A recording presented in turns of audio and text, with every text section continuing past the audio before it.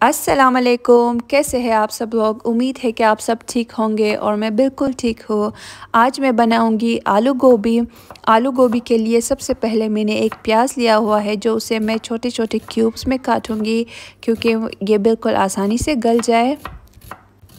यहाँ की गोभी जल्दी गल जाती है, 10 से 15 मिनट में बिल्कुल तैयार हो जाती है पूरी डिश। और आलू भी जल्दी बिल्कुल गल जाता है। लेकिन पाकिस्तान में या कोयटा में बहुत देर लगती है, 45 मिनट लगता है मेरे ख़्याल में एक गोभी को गलने के लिए। लेकिन ये लोगों पर भी डिपेंड करता है कि कोई बिल्कुल खड़क यानी थोड़ी सी सख्त खाते हैं या फिर कुछ लोग ऐसे हैं बिल्कुल नरम चाहते हैं। तो मुझे थोड़ी सी दरमियाना यानी ना बिल्कुल नरम हो, सॉफ्ट हो, गला हुआ हो, और ना फिर बिल्कुल सख्त हो, कड़क हो यानी क्रंची हो, उस तरह की पकाती हूँ। फिर क्योंकि ये सफ़ेद गोभी है, सफ़ेद गोभी की जो टेस्ट है जब तक वो पक ना जाए अच्छी नहीं मिलती आपको। और 2 बड़े टमाटर लूँगी, इसे भी चॉप करूँगी यानी काट लूँगी छोटे छोटे क्यूब्स में, क्योंकि जो गोभी है वो उसकी साइज़ भी दरमियानी है, ज़्यादा बड़ी नहीं है। तो 2 टमाटर बिल्कुल काफ़ी रहेगी। और 1 इंच का अदरक मैंने लिया, और 4 से 5 जवे लहसुन के लिए बड़े साइज़ के थे, अगर छोटे के साइज़ के हो तो 7 से 8। और इसे बिल्कुल मैं पीस लूँगी मशीन में। ये मेरा मशीन जो है ये बहुत हैंडी होता है, जब भी यानी बिल्कुल सेकंड्स में कर देता है। वरना जो दूसरे ग्राइंडर्स है उसमें कर दो तो बहुत देर लगता है, उसमें पानी भी शामिल करना होता है, लेकिन इसमें बहुत जल्दी हो जाती है। ये देख ले, बिल्कुल इस तरह कर लिया मैंने। और टमाटर को भी मैंने यहाँ पर पीस लिया था। टमाटर को ग्रेट भी कर सकते हैं, वो आसान ऑप्शन होता है, लेकिन जब मशीन हो तो हाथों से फिर ज़्यादा वक्त लग जाता है। यहाँ पर मैंने इसे भी ग्राइंड कर लिया था यानी पीस लिया था। अच्छा, गोभी किसी किसी को पसंद होता है और किसी घर में तो बिल्कुल खाया नहीं जाता, लेकिन हमारे यहाँ जब बचपन से ही हमने गोभी यानी खाई हुई है और उसके टेस्ट हमारे बिल्कुल हम लोगों को ज़्यादा पसंद है। और गोभी में ज़ीरा और धनिया दोनों उसकी खुशबू और जो उसमें बादीपन होता है उसकी वजह से डाली जाती है। तो धनिया भी मैंने हाथों से यानी देसी तरीके से पीस लिया था, और ज़ीरा भी। ज़ीरा आप भून भी सकते हो हल्की सी, बग़ैर यानी खुश्क भून सकते हो और उसे पीस सकते हो, लेकिन मैंने नहीं किया क्योंकि गोभी थोड़ी सी बादी होने की वजह से ज़ीरा मैं उसी तरह पीस लेती हूँ और शामिल कर लेती हूँ। और यहाँ पर क्योंकि बच्चे आलू शौक़ से खाते हैं तो मैं ज़्यादा आलू डालूँगी, लेकिन जिसको पसंद नहीं है वो थोड़ी सी यानी कम डाल दे।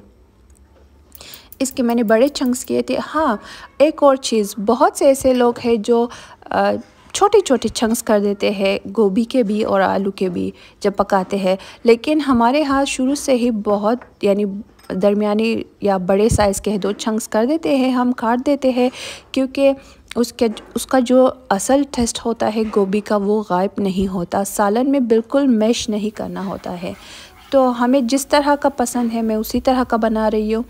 और यहाँ पर मैंने पहले आलू शामिल करूँगी क्योंकि यहाँ का जो गोभी है वो बहुत जल्दी नरम हो जाता है यानी गल जाती है।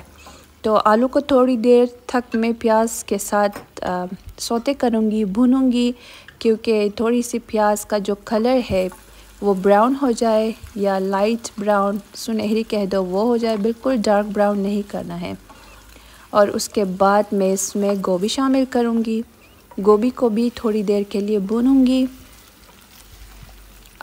जो देगची यानी आप लेते हो उस पर बहुत यानी आपका जो आप सालन सोते करते हो या वेजिटेबल सोते करते हो उस पर बहुत ज़्यादा इन्हिसार करता है, क्योंकि अगर अच्छी तरह नहीं भुनेंगे ख़ास तौर पर गोभी को तो उसका जो स्मेल है या एक किस्म की जो खुशबू है लोगों को पसंद नहीं होती, तो वो नहीं जाती। तो यहाँ पर जो देगची मैंने ली हुई है इस पर बहुत अच्छी तरह, क्योंकि खुले मुँह का है और नॉन स्टिक है और अच्छी तरह भुन जाती है। यहाँ पर मैं बिल्कुल अच्छी तरह भूनूंगी पहले, फिर उसके बाद बाकी के अज्जा शामिल करूँगी।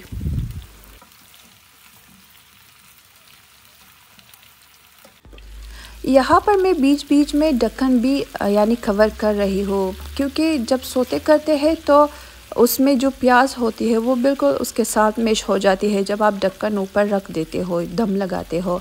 मैं दम लगाती हूँ 2 मिनट के लिए, फिर उसे यानी टर्न ओवर उसे हिला देती हूँ कि बिल्कुल अच्छी तरह से भुन जाए, सौते हो जाए आलू और गोभी साथ में और प्याज के साथ। यहाँ पर अभी तक मैंने कुछ शामिल नहीं किया हुआ है।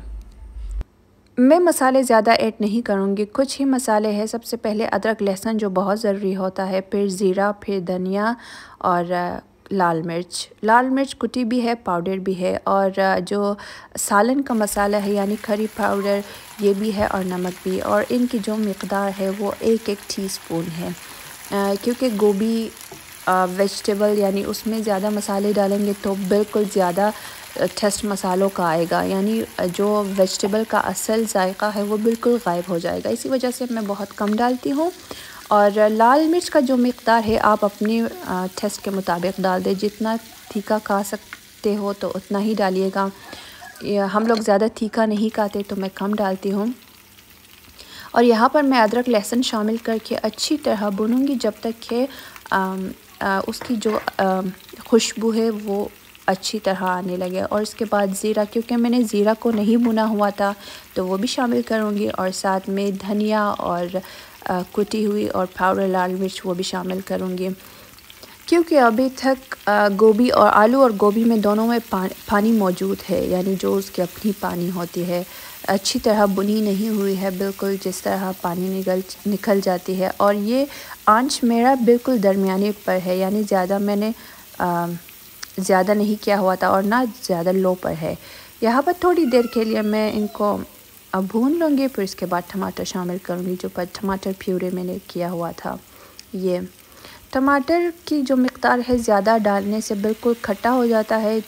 जितनी मिक़दार प्याज के आप शामिल करते हो उससे हमेशा डबल प्याज कर दो, फिर वो जो मीठापन प्याज से आ जाता है और तीखापन टमाटर से आ जाता है, आपस में मिलकर बैलेंस हो जाएगा।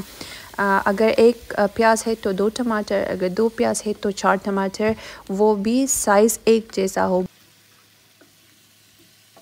और जितनी आप कुकिंग करते हो उतनी ही एक्सपीरियंस होता है और आपको अंदाज़ा हो जाता है कि कितनी यानी आपको प्याज शामिल करना है और टमाटर शामिल करना है, जो आपकी करी का कंसिस्टेंसी और टेस्ट ना ज़्यादा तीखी हो ना मीठी हो, यानी बिल्कुल अच्छी तरह आपने सालन की जितनी मिक़दार आपने शामिल करना है उसमें जितनी चीज़ें आपको आहिस्ता आहिस्ता बिल्कुल अच्छी तरह अंदाज़ा हो जाता है।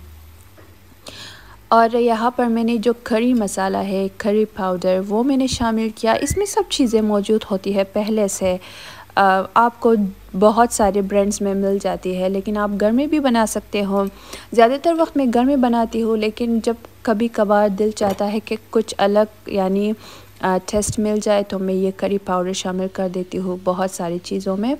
और इसमें हल्दी जो कलर होता है उसमें सब चीज़ें पहले से शामिल होती है। और यहाँ पर मैं अच्छी तरह भूनूंगी, बिल्कुल जो जितना आप सालन को भूनते हो उतनी ही उसकी टेस्ट यानी ज़्यादा अच्छी हो जाती है, आपको अच्छी मिल जाती है। इतना भी नहीं भुनना कि आपने बिल्कुल उसे उसकी जो एक कड़वाहट आ जाती है भुनने से, वो नहीं आपने उस वक्त तक नहीं भुनना। इतना भूनना है कि आपको लग जाए कि अभी इस जो टमाटर का कच्चापन है और मसालों का कच्चापन है वो ख़त्म हो गया है। और यहाँ पर मैं साथ साथ ढक्कन भी लगा रही हूँ, क्योंकि जो टमाटर है वो मैंने बिल्कुल अच्छी तरह उसका पानी खुश्क कर लेना है, पका लेना है। और जब आप कवर करते हो तो गोभी और आलू गोभी दोनों की जो पानी है उसकी अपनी मौजूद होती है वो भी रिलीज़ हो जाती है और उसी में पक जाती है। लेकिन आखिर में मैं चेक करूँगी, अगर उसमें थोड़ी सी भी कसर रह जाती है तो मैं पानी शामिल करूँगी। और क्योंकि मुझे जो सालन की कंसिस्टेंसी है वो थोड़ी सी थिन चाहिए, यानी सालन जब शोरबा वाला हो तो वो ज़्यादा मज़े की लगती है, तो मैं थोड़ी सी पानी शामिल करके कवर करूँगी। यहाँ पर ये आपके ऊपर है कि आप कितना पानी शामिल करोगे, क्योंकि किसी को बहुत खुश्क गोभी चाहिए या फिर किसी को बिल्कुल जो शोरबे वाले यानी सालन है वो पसंद है। तो यहाँ पर मुझे थोड़ी सी शोरबे वाले पसंद है, ज़्यादा नहीं थोड़ी सी, तो मैं वो शामिल करके ढक दूँगी। नरम भी बिल्कुल हो जाएगी जितनी कसर रह गई थी, और सालन की कंसिस्टेंसी भी बराबर हो जाएगी, बैलेंस हो जाएगी। यहाँ पर मैंने कवर करके रख दिया। और यहाँ पर मैं स्पैचुला के साथ चेक करें क्योंकि मुझे बिल्कुल पसंद नहीं है कि जब गोभी आप हिलाते हो तो वो टूट जाए। और आखिर में मैं इसमें जो हरी प्याज है वो शामिल करूँगी। हरी प्याज की जो टेस्ट है वो बहुत इसे अगले लेवल तक ले जाती है, बहुत मज़े की लगती है। आप एक दफ़ा एक्सपेरिमेंट करके देख लो, अगर आपको पसंद आए तो आप फिर शामिल करके एंजॉय कर सकते हो। और हमें पसंद है तो मैं इसी वजह से डाल देती हूँ। और थोड़ी सी दम देने के बाद, बिल्कुल ज़्यादा दम नहीं दूंगी, यानी उसका जो रंग है हरी प्याज का वो हरी ही रहनी चाहिए, ब्राउन नहीं होनी चाहिए। दम देने के बाद फिर मैं निकाल देती हूँ। ये बिल्कुल अब तैयार है मेरी जो आलू गोभी है, बहुत मज़े की लगती है। अच्छा जी, जितनी भी देसी सब्ज़ियाँ होती है उनमें टेस्ट थोड़ी सी ज़्यादा होती है, जैसे पालक हो, बैंगन हो, गोभी हो, शलजम हो, जितनी भी सब्ज़ियाँ हैं यहाँ की थोड़ी सी फीकी होती है और वहाँ की सब्ज़ियाँ उसमें थोड़ी सी टेस्ट ज़्यादा होती है। इनकी क्या वजह है वो मुझे पता नहीं है, लेकिन है। और यहाँ पर जितने भी लोग रहते हैं वो मुझसे मुत्तफ़िक होंगे कि यहाँ की जो सब्ज़ियाँ है थोड़ी सी जल्दी पक जाती है और पानी का जो मिक़दार है इन यहाँ की सब्ज़ियों में ज़्यादा होता है, उस वजह से मेरे ख़्याल में टेस्ट कम है। अच्छा जी, मेरी यहाँ पर जो डिश है आलू गोभी की बिल्कुल तैयार है। अगर आप लोगों को मेरी ये रेसिपी और मेरी ये वीडियो अच्छी लगी हो तो प्लीज़ लाइक कर दीजिए, शेयर कर दीजिए और कमेंट भी कर दीजिए कि आपको कैसी लगी। और लाइक करने में कंजूसी मत कीजिएगा।